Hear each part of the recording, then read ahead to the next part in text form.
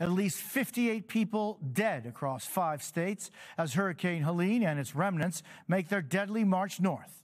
This is the scene of destruction on the Gulf Coast. Buildings simply wiped away. While some 500 miles north, homes are being swept away by raging floodwaters. The storm throwing off a vicious variety of deadly weather extremes. In Florida, it was the raw force of the Category 4 hurricane that simply flattened entire homes, overwhelming them with wind and storm surge. In Georgia and further north, it was the strong winds that damaged buildings and knocked out power to millions. But it is in North Carolina and Tennessee where the situation is growing increasingly dire tonight and residents more desperate. We have coverage across the region, but we begin with George Solis in Asheville, North Carolina. Tonight, an unfolding catastrophe in Asheville, North Carolina. Homes and buildings swept away by raging floodwaters that have submerged the town. It's beyond anything I've ever seen in my lifetime. Parts of the town not underwater, completely cut off. Somebody on a Facebook post said something about having to fly out of Asheville because you can't drive out of Asheville. That extreme. Yeah. With no power and no cell service, crowds formed outside this hotel, one of the only places in town with working Wi-Fi. We've been just trying to get on as much as we can and either get an email or a text out and just let everybody know that we're okay. We met up with Cindy Tran, her forever home, a self-described oasis, ravaged by the cresting French Broad River nearby. The water came up so quick, halfway up to the second floor. We thought the way it just kept rising so fast, it was going to get to the second floor, so we had to get out. A similar scene in the town of Chimney Rock, virtually wiped off the map by floodwaters. Chimney Rock's gone. Flowering Bridge is gone. Meanwhile, the heavy rains triggering a massive mudslide that washed out this stretch of I-40, a major highway connecting western and eastern parts of the state. One bit of good news, 2 dams that were in danger of collapse, the Nolichucky and Lake Lure dams, now appear to be okay as water levels slowly recede. Helene's flooding rains bringing devastation to Tennessee as well. In Irwin, the scene of this dramatic rescue. Patients and staff rushing to the roof as floodwaters engulf the Unicoi County Hospital. Boats and helicopters converging to quickly get them to safety. I was very concerned that we was going to lose the hospital. In South Carolina, crews dug this tree off a car. Strong winds leaving more than 1 million people there without power. Back in Asheville, residents resorting to kayaks to get around flooded streets as they figure out how to move forward. Are you okay? I will be. Every now and then. I was fine yesterday, believe it or not, but now, like today, things have been settling in and I just can't stop crying. Although the water has started to recede, the damage is already done. And with more potential rain in the forecast, people here just don't know how much more they can take. Jose?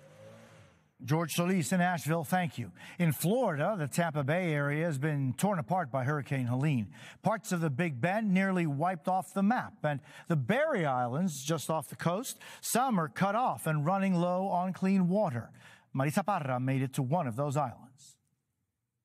Tonight, as Florida's death toll from Hurricane Helene rises, the loss becomes all too clear. Entire neighborhoods ripped to shreds, homes decimated, boats thrown into parking lots. We're very fortunate. We're very fortunate that we're alive. Helene is the 3rd hurricane to slam into Florida's Big Bend in just 13 months. Entire houses are missing or flattened in on themselves. Michael Presley Bobbitt weathered the storm from Cedar Key. This recovery will be measured in years and years, not months. The storm's fury felt over 100 miles away. A storm surge of record levels flooded the Barrier Islands just off of Florida's coast in the Gulf of Mexico. The aftermath left residents like Stephen Burchelli unable to get back to his family. I have a wife of 48 years that I've left on the island by herself, and she's pretty frustrated and stressed out. Near St. Petersburg, crews are working through mounds of sand several feet tall, searching for whatever and whoever they can find. We have active search and rescue out there going through every single structure, making sure if there's anybody in there that still could be rescued. On barrier islands like this one, not only are people completely isolated, they don't even have access to clean drinking water, and they don't know when they will again. Jan Martin made her escape as the storm was rolling in, but isn't sure what's left. Do you have any idea what your place looks like? I don't think there's anything left. Marisa, rescue and cleanup operations have been going on all day. How do things look right now? Well, Jose, as you're about to see right next to me, clearly a lot of cleanup to be done. There's still search and rescue teams out today. This as the survey damage is just starting to see if Helene will go down as one of the costliest hurricanes in history. Jose? In Georgia, meanwhile, winds more than 90 miles an hour strong knock down buildings, trees, and electric lines. Hundreds of thousands are without power tonight. Priscilla Thompson is in Valdosta. And Priscilla, it was the strong wind there that caused the most damage.